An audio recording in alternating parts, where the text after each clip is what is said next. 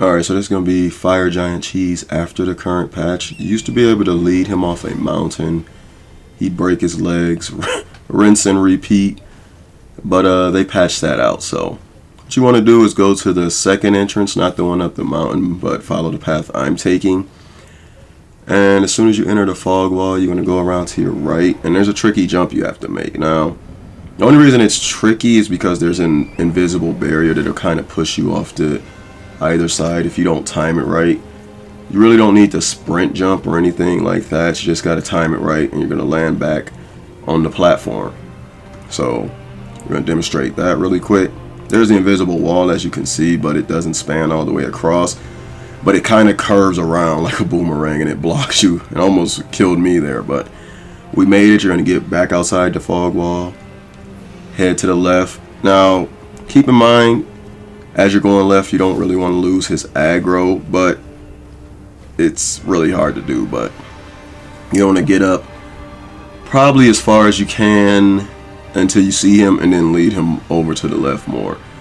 Now, for this to work, you need any ranged weapons. Any ranged weapons that'll reach. I would recommend a bow. And at this point in the game, you should have plenty of merchants, plenty of crafted items, things like that. Bring all the arrows you can, especially toxic arrows, rot arrows, anything they reach. I mean, if magic reaches over there, you can try that. Throwing items, but I think arrows would be best. If you have like one of each bow, a great bow and a normal bow, you know, bring, or crossbows, anything that's going to reach across there, bring a ton of them. The main strat is to get rid of all your poison or rot arrows or things like that first.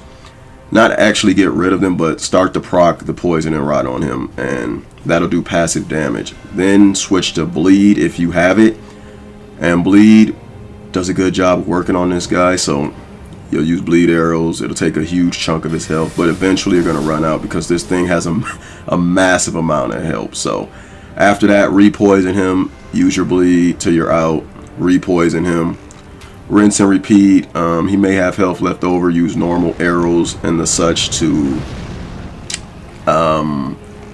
whittle his health down as much as you can. My bow isn't really upgraded that much here, so you'll probably be doing more damage than me. And you can also bring along blue flask to use the weapon arts of the bow to do more damage, or the great bow.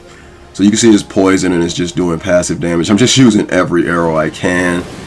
But yeah, that's it. The only thing that'll really hit you are his fireball attacks and that ground thing. But right behind this mountain is a place to crouch. And yeah, we're going to beat him legit now. Take it easy.